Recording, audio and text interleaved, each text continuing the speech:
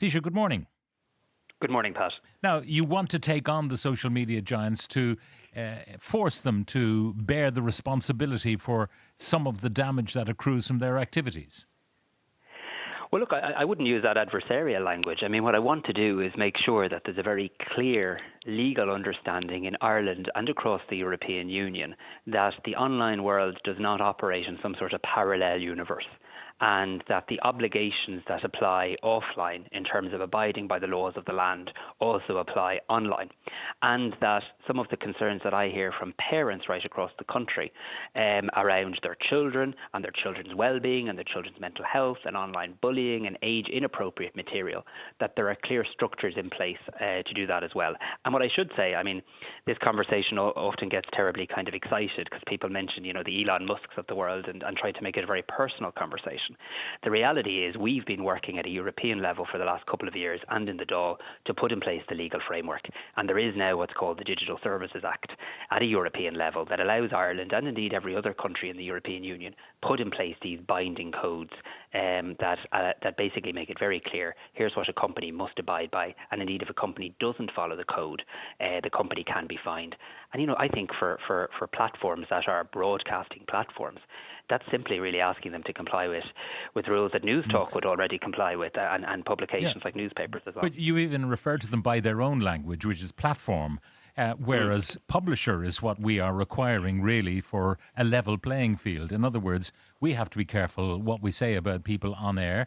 They seem to not have to be careful because they say we're only a platform. We're not saying that. We're not threatening on Taoiseach or we're not threatening Mary Lou McDonald. We're only the platform upon which these posters, if you like, are placed.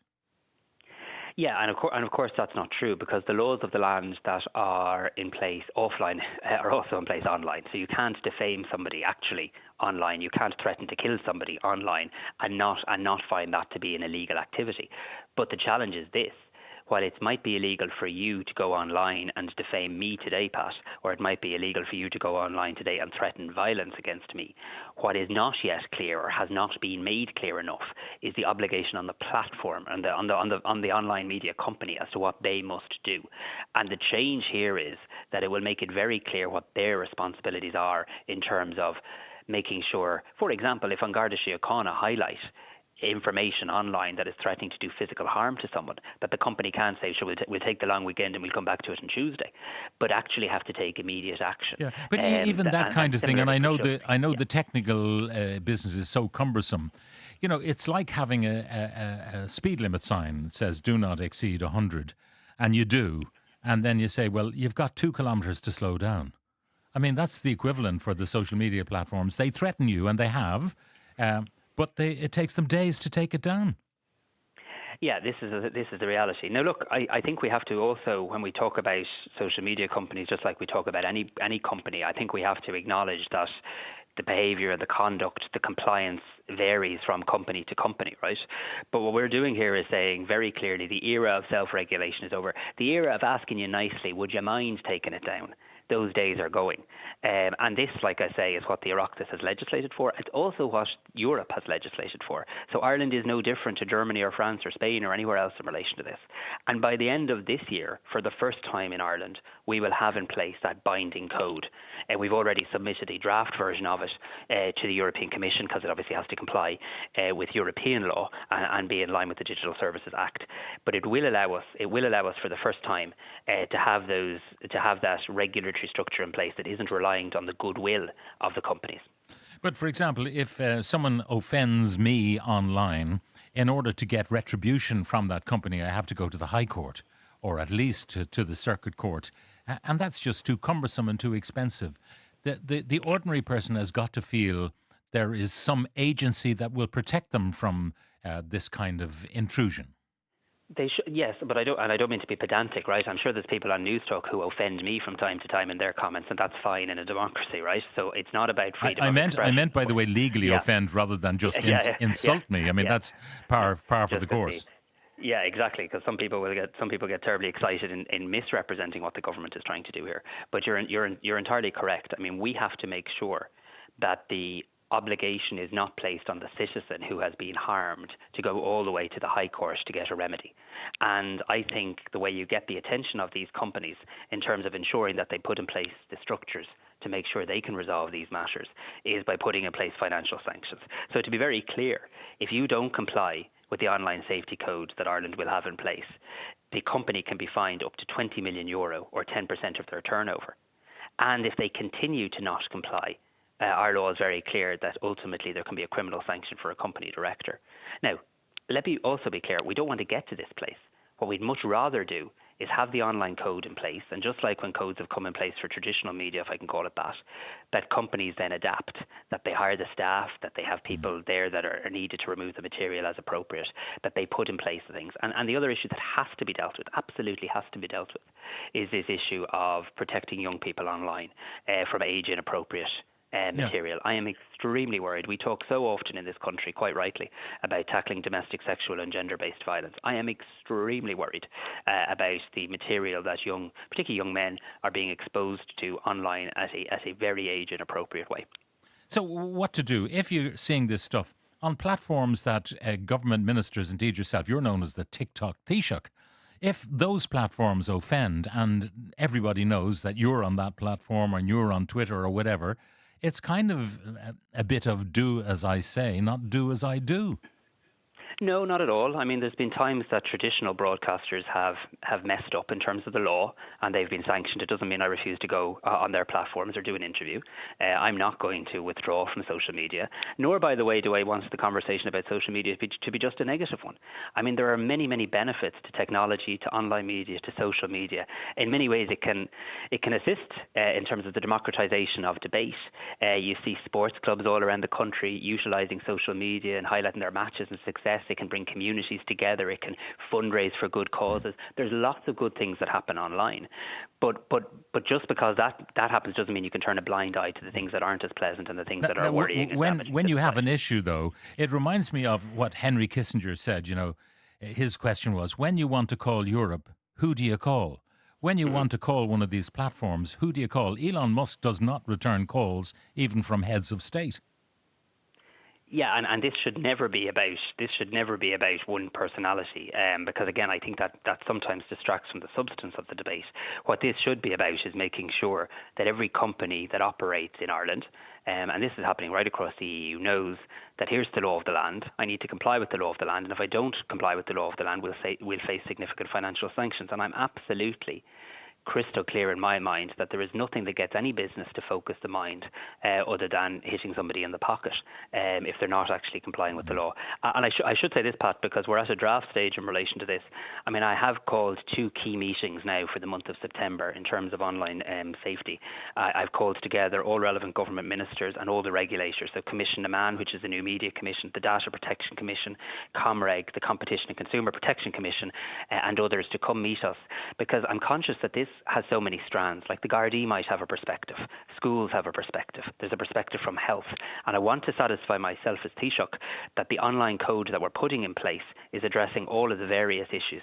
And then the second meeting I'm going to chair in the month of September is bringing together the likes of the National Parents Council, the ISPCC, the Children's Rights Alliance and the Irish Council for Civil Liberties, again to get their perspective in terms of the issues that they see. So we have a big chance to get this right this year, and I'm absolutely determined we do. All right. Moving on to other matters, the election, which you maintain will be in 2025, that you'll go the full term. I was talking to Bertie Ahern the other day, bumped into him, and I asked him what was his take on it, and he said it has to be November. And I said, why? He said, because that gives you a second chance. If events, dear boy, events interfere, I'm paraphrasing Bertie now, he didn't put it this way. If events, dear boy, events intervene, then you've got a second go in the new year. So you've got to give yourself that second chance, because if events intervene in February, you're bunched. Well, I too chatted to Bertie last week as well, but that was mainly on the issue of Northern Ireland and learning from his experience around the Good Friday Agreement. But no, look, I am not sure your heart is even in the question, because I get asked about 15 times a day about when is the general election going to be. And the reality is, I'm just talking about political common sense there, you know. Sure, and what I can tell you is I don't think people fixate on the date of the election. There is going to be an election by March. When I became the leader of Fine Gael, I was asked for one clear commitment by the other two party leaders, and that was that the government would go full term. I gave that commitment. My position hasn't changed in relation to it. I do think, though. I mean, I have an old-fashioned view for a relatively young politician that actually, if you work hard and deliver for people and then ask them to vote for you, they might. And I think that's actually more important than the date of the general election in terms of the outcome of that election. Now, you've lost so many of your well-known faces from your parliamentary party. So are you depending on kind of brand Fine Gael doing the trick, as it did for Sinn Féin the last time? You may remember that one of their candidates actually was on holiday during the election, not believing they would be elected, and they were. So are you depending on that kind of strategy, brand Fine Gael, rather than maybe some of the lesser-known faces that you'll be putting forward? No, not at all. I mean, look, there's a number of people who are retiring at the next election. In many ways, that wouldn't be a surprise in most cases, either on health grounds or indeed, look, people can reach an age where they're entitled to retire or have done a long service. Politics can be quite grueling, and certainly there's an intensity to politics that maybe wasn't there in the past, or certainly not to the same degree. But what I can tell you is this: because we had a very good local election, certainly compared to what all the pundits were predicting, we're finding new candidates coming forward right across the length and breadth of the country, including new candidates who got very, very good votes from their community in the local elections, candidates who are very established and have good track records of working in their community. And what's actually very interesting is we're planning on having all our conventions finished by the end of next month, so we can give our candidates time to be in the field and to be working and to be identifiable. And so you could go in November if needs must. Well, it's very. I'll come back to that one. The point of what I was basically trying to say there was that what is very clear is that there's a lot of competition to be a Fine Gael candidate, and we've had so many, including in Offaly last night. We've had so many contested conventions where people are saying, "I want to be the next Fine Gael TD." So I can assure our opponents and critics who are worried about our well-being that we have lots and lots of people coming forward and wanting to be the next TD, and I'm looking forward to working with them. Of course, every political party would be utterly imprudent at this stage of the electoral cycle not to be preparing. Now let's talk international affairs and what's going on in Gaza, the ongoing war in Gaza. And there were a number of questions which you have addressed about the overflight of armaments from the United States to Israel, how no permissions have been sought and therefore no permissions given, but those overflights have happened. Also, we are still customers of the Israeli defense industry. We buy from them. So look, we took a decision yesterday that we are not going to purchase any further defence material or equipment from Israel, and we're doing this in line with the ruling of the International Court of Justice.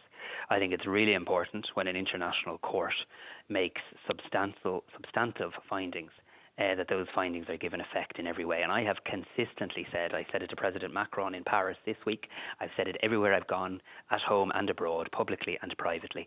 We must use every lever at our disposal to maximise the pressure on the Netanyahu government to bring a cessation of violence.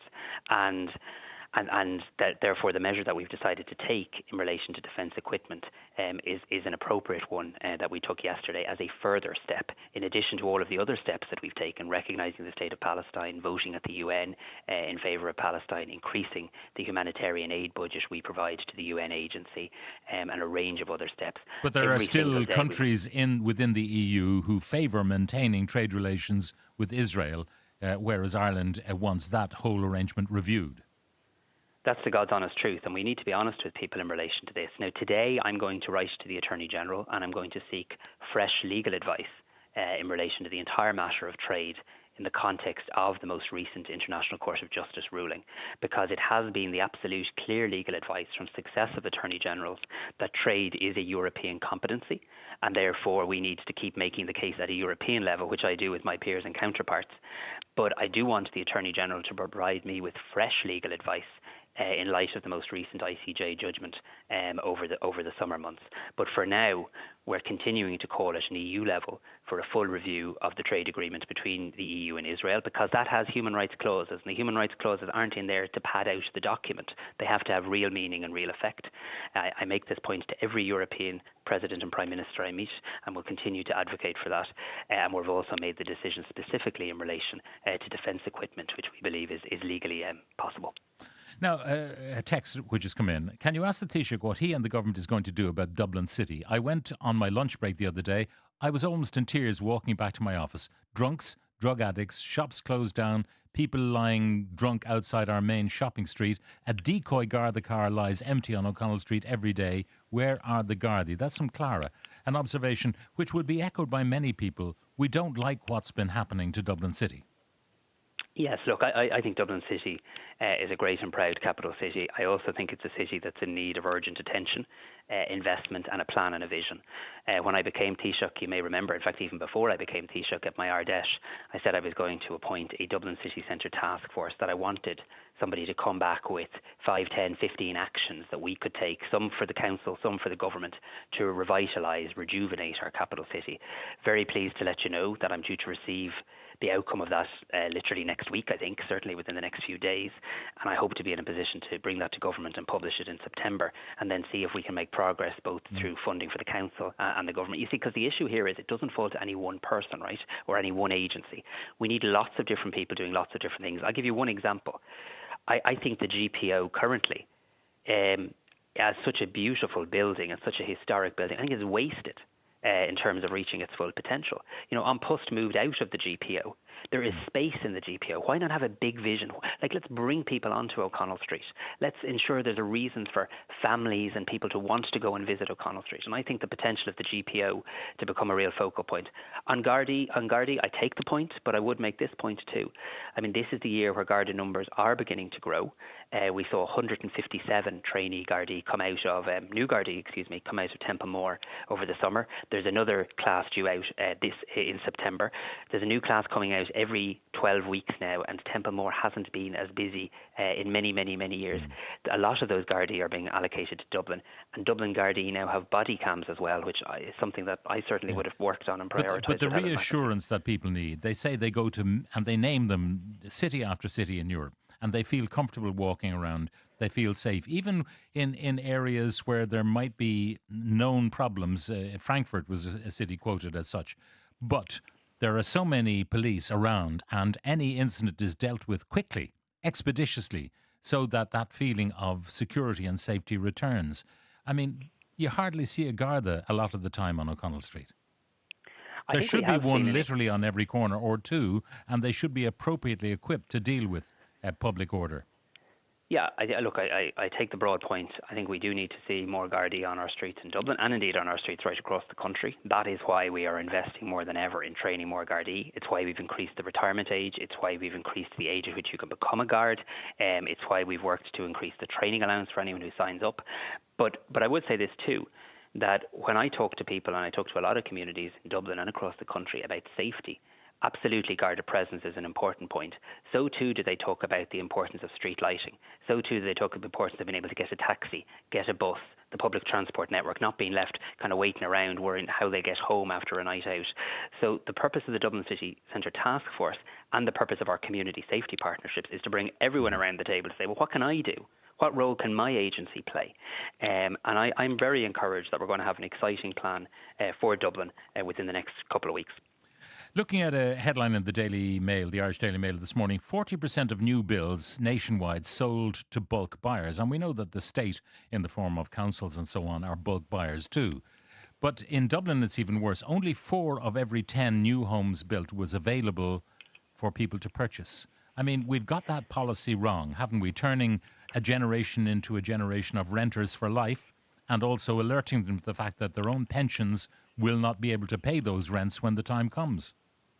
No, so look, we haven't gotten that policy wrong because, in fairness to you, as you've acknowledged, when we talk about bulk buyers, that includes local authorities, it includes approved housing bodies, it includes people providing homes for people with a disability, for older people, it includes charities, many with proud traditions working in the city. So let me be very clear. If we weren't seeing this happen, you would be saying to me, why are social housing lists why are we not making any progress? Last year we saw the highest number of local authority homes provided in this country since 1975. This year we're likely to see the same, and that's after the lost decades that everybody knows about because of the mismanagement of this country and the financial crisis. But the substantive point that if people saying, are, if they're renters for life, they won't be able to afford, with normal inflation, never mind extreme inflation, they won't be able to afford out of their pensions to continue to pay rent. So what happens then? So I'm absolutely clear that home ownership is what people in this country want. There'll always be some who need to rent, some who wish to rent, but the majority of people in this country still want to own their own home. Culturally, I believe that's where we are in Ireland, and home ownership remains my number one priority when it comes to housing. Now, we have seen, and I won't drown your listeners' ears with statistics, but we are now seeing so many people buy their first home each and every week, around 500 first-time buyers every single week buying their new home. We're seeing a number of supports in place that are providing people's tax back in terms of financial assistance to help them purchase their home worth tens of thousands of euro. But I'm also clear on this. While I can point to the fact that mortgage drawdowns are up, house commencements are up, house completions are up, 2024 will be the year in which we saw the greatest number of homes begin construction and the greatest number of homes complete construction since the IMF were in town. I mean, that is some progress in fairness. Having said that, I am crystal clear that we need to lift the scale of ambition.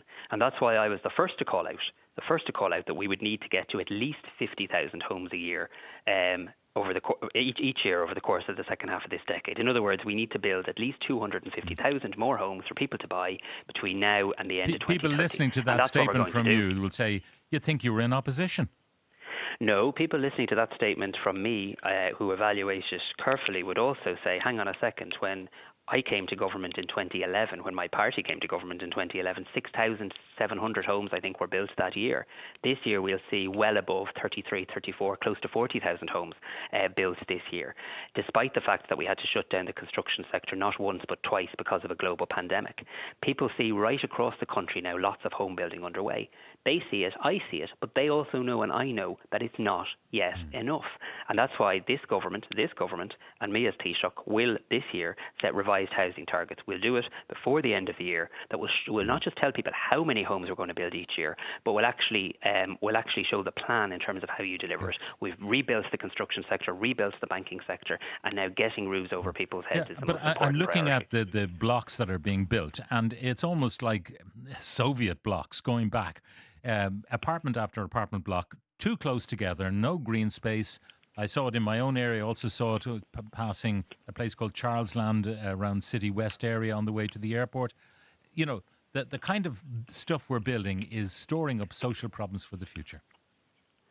I must say that's not my experience, and I do see a lot of house construction. I live in County Wicklow, as people will know, and I see a huge amount of new housing being built right around. That's what people want. They don't want necessarily blocks with virtually no daylight between them. People looking from each other's balconies into each other's bedrooms. Yeah, look, I think it is important, even in a housing crisis of supply, that we continue to maintain standards. I mean, I was out in Clonburris recently, in Lucan. An incredible example of where there is a very, very, very significant number of homes being built and mixed tenure, cost rental, homes for older people, local authority houses and private houses by I think, Cairn developers. But they've also built, I think it's 6 schools out there. There's 2 train stations. There's a real biodiversity project underway. There's significant green space. So I do think, particularly where the state gets involved, I do think planning these things out so we learn from the mistakes of past decades where there was a rush to build houses, but then people trying to retrofit a sense of community and community infrastructure after. That's certainly not the way to do it. Now, just a couple of things about the Gardaí coming in on the text. Can you ask the Taoiseach, as a Garda, how can we keep people in the job as there are so many resigning? I've never seen it like that. How can we keep good people if we can barely even get people to apply for senior leadership positions? Lack of this, lack of that, lack of prison spaces, other agencies, if they'd only start doing their job and stop landing us with everything from dealing with homelessness to sorting out the wild west of social media. We cannot cover everything at the moment. If you want stations open, you can't have members on the beat. We need to move away from constabulary old ways. That's from a frustrated guard close to packing it in. Drew Harris can recruit as many Gardaí as he wants, but with his policy of introducing computer system after computer system, tying guards to their desks for more of their working day, it won't matter, and the public will not see increased numbers of guards on the street. Ask any serving guard about the new IMS system, and that's not even mentioning the retention issue. Another frustrated guard. So, well, look, I suppose we can all have grievances about aspects of our job, and there's ways of addressing them, and that's important. And the government will continue to engage with the Garda rep bodies. But let's also be clear. I mean, there's a huge amount of investment. To answer the first texter's question, I mean, what do you do to attract more people to be a guard? Well, the first thing you do is you say to the Gardaí and their families, "We can keep you safe." And I have been really, really strong on this with the Minister for Justice. I mean, we need to provide all our guards with body cams. So when a guard is going out on patrol, they know it's not only the person shouting and roaring at them, waving a camera in their face, but that they actually have a camera on them that keeps them safe and keeps the public safe. We're investing more in the equipment that our Gardaí have, again, to help them keep public order and to be safe. The best way you help Gardaí is by getting more of them, so guards have more colleagues. That's why Templemore, the Garda Training College, is busier than it's ever been. But we also need to see, and look, we've increased Garda pay, we've increased the training allowance. We do also need to see other things, and I've seen this in my own Garda district. We need to understand what a Garda patrol is and what it isn't. In my view, a Garda patrol is when a guard is out on the beat, on their feet, walking through a town in a village. And when I talk to people right across this country, and when I talk to Gardaí, that's what they want to see. People want to see the guard walking up and down the main street. And I will continue to support, as will the Minister, the civilianisation of certain aspects of An Garda Síochána, so we don't have Gardaí doing unnecessary paperwork. But also what I'd ask in return is that we see Gardaí on that beat, walking on the street. We don't need drive-by patrols. We need people actually out walking into shops, saying hello to people, walking. And that is the key to successful community policing. And I know the Gardaí feel very strongly about that because that's what they tell me when I meet them as well. So we need to free them up from bureaucracy. I fully agree with that. Being a guard is a tough job, absolutely tough job, but it is also a job that is worth doing. And I'm very proud of the work of the Gardaí, and I'm very grateful to the men and women of An Garda Síochána for the job they do in keeping us all safe. On that note, Taoiseach Simon Harris, thank you very much for joining us on the programme.